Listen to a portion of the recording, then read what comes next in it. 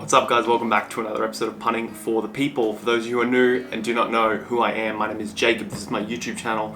I'm an Australian living here in Germany, experiencing German life and everything that it has to offer. If you are new, please do consider subscribing to the channel and joining me along this fun journey. So some of you have watched my videos before would have seen I made a video about German bread and just how special it is. And it's not just German bread in Germany that is incredibly special. It is also incredibly hard to make. Another thing in Germany that is incredibly special for the German people and for German culture, and also isn't exactly the easiest thing to make yourself at home, is beer. And I'm not talking about any beer, I'm meaning real, authentic German beer. And I kind of wanted to give it a shot myself. I've made German ice cream, I've made German Eierschecke, I've made Australian Anzac biscuits, I've made a few things on this channel and obviously experienced a few things in Germany like Oktoberfest and the German bakeries and all the great things that Germany has to offer. But one thing I'm yet to do is make my own authentic German beer. And that is where today's video sponsors come into it. Today's video is sponsored by a little company called BrauFässschen out of Munich. BrauFässschen is a beer brewing set that you can buy online to brew beer in your own home. And not just any beer, real, authentic German beer. I myself have ordered the Weissen or Weiss beer. You can get Dunkel or dark beer, Pilsner. You can also get ciders, which I think we may have to try if this works out the way I think it will. We might have to try the ciders because Marianne enjoys ciders a bit more than she does beer. I'm not a huge beer drinker. When I do drink beer, I normally drink either Weiss beer or Dunkel, so I'm really excited to try brewing my own Weiss beer. First off, I want to say thank you to BrauFässschen for sending me this nice, awesome little brew set. I reached out to them through Instagram and said I was interested in making my own beer for my YouTube channel, and they were kind enough to send me a kit to try myself. So thank you to BrauFässschen, which in English literally translates to brew barrel, and there's a good reason why that is their company's name. So without any further ado, let's give my first crack at real authentic German beer brewing. So I mentioned this business's name is BrauFässschen, which in English, I'm sorry if I'm butchering the way you pronounce that, but in English it translates to brew barrel, and the reason why is, check this out, they send you your own keg to brew your beer in. It says homemade on the front. It's a 5-liter keg. They send you all the ingredients that you need to actually brew your own beer at home. They send you the keg. They also send you a couple of other things. You obviously need ingredients, so they send you a malt extract bag. Obviously, I think most beers, if not every beer, requires yeast. Of course, to brew the beer, you're gonna need the instructions. I'm gonna need the instructions. And the really cool thing about this brew kit is this is an experimental Weiss beer kit. And what they mean by experimental is they send you wood chips and all these little flavor droplet bottles, so you can actually brew your own experimental flavor of beer. So I've got citrus, cherry, and mango, and then this is the hops that you have to put in the beer as well. So citrus, cherry, and mango. I'm not quite sure if I'm gonna put one in or not, or maybe put one in after. I'm not 100% sure. I like these flavors, but we're gonna be taking this to enjoy with other people, so I don't really wanna put something in that other people might not like. But we'll think about that later. And then last but not least, another important thing that you're gonna need to brew the beer is a pressure gauge, because this thing does have to brew. It's not an instant thing. It does take a little bit of time. So you need to put this pressure gauge on top of the keg or the barrel to allow it to brew and to make real beer. And that is it, guys. That is everything you get in the package, and that is what you need to brew your own beer at home. This is gonna make 5 liters of Weiss beer, so we definitely need to enjoy this with other people. I don't think I could drink 5 liters of Weiss beer on my own, so we're gonna make this here, and then we're going to enjoy it later on in the video with some others. So let's get to it. Just to be safe, I'm going to need to read the English instructions. They do send the instructions in both German and English, so I'm going to read English. So first thing we need to do is remove the lid from the top of the keg and keep it to the side because you need it for later. And I need to fill my keg with the malt extract. I wonder what this smells like. It's it's a stupid thing. I was about to say it smells like a vanilla malt milkshake from back home in Australia, but of course it's malt extract, so that's gonna be what it smells like, is malt. So the malt has to go into the keg, so we're gonna tip that up and in. and making sure that I get every last drop of this lovely golden malt syrup into the barrel. 400 milliliters of cold water into the keg, add 1 liter of boiling water into the keg. Okay, so we need some water. Okay, so we got the water boiling, cold. I suck at pouring stuff, so I hope I don't spill it, but first off, cold water. Next up, and probably have to be a little bit more careful with this one, but the boiling water.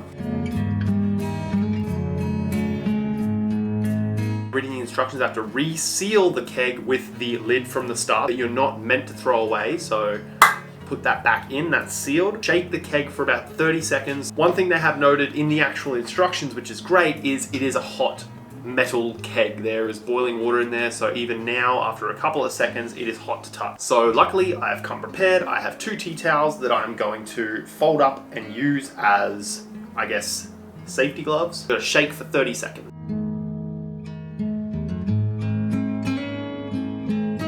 Hoping that I shake it long enough that everything is together.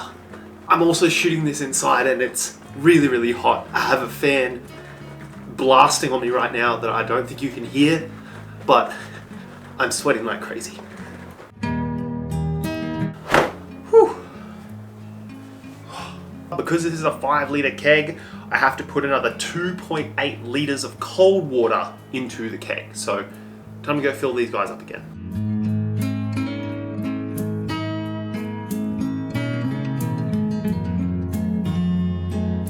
So next up, you have to add the yeast. They give you a nice single-serve package that you just have to open up and place into the keg. Someone actually commented on my bakery video or my German bread video about how I didn't count the beers because beer is basically liquid bread. I agree, because you know the amount of stuff that goes into beer that is also found in bread is pretty significant. So we're about to add our yeast into the keg. And just so you guys know, I'm actually terrible at pouring things, and the hole in this keg is not exactly huge, so I think I'm doing pretty well for the fact that I suck normally at pouring things. Next up is the little bottle of liquefied hops or hops extract, so that has to go straight in as well. I wonder what it smells like. Oh, that's sweet. It smells really sweet. If the beer ends up tasting anything like what that smells like, it's going to be a pretty good Weizen.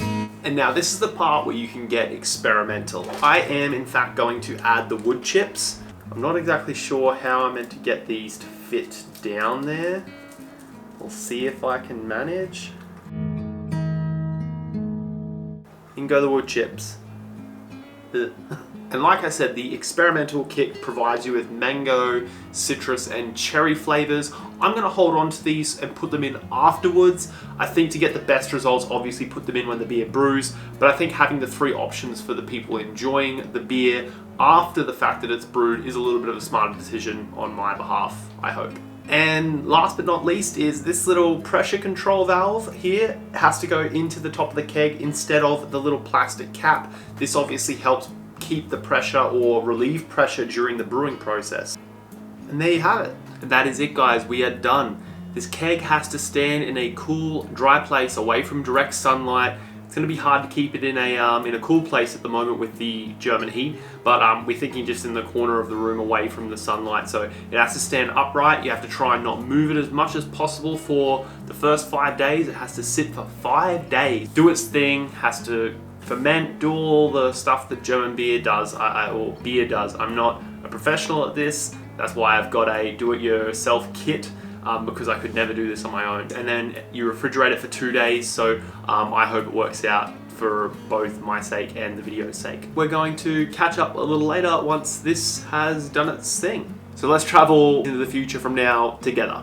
Okay, so it's been a week. We're at Marianne's mum's house. We have a party out the back, so I've got to tap the keg and hopefully it looks and tastes good, because I'm going to offer it up to everyone here, and all the Germans are going to have to tell me if this really matches up to German beer. So I've released the pressure, I've pulled this pin out, and now I've got a nice glass. I've got to pull this.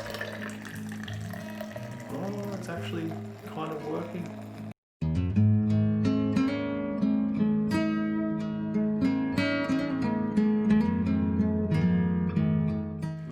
actually poured a decent like glass. It wasn't all foam. Ooh.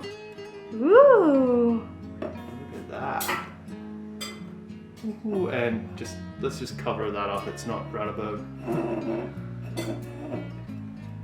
So, like I mentioned, you can put the flavouring into a keg, but I thought that I'd leave it plain for everyone to decide what they wanted. I'm going to try it with a little bit of cherry, so let's give it a try.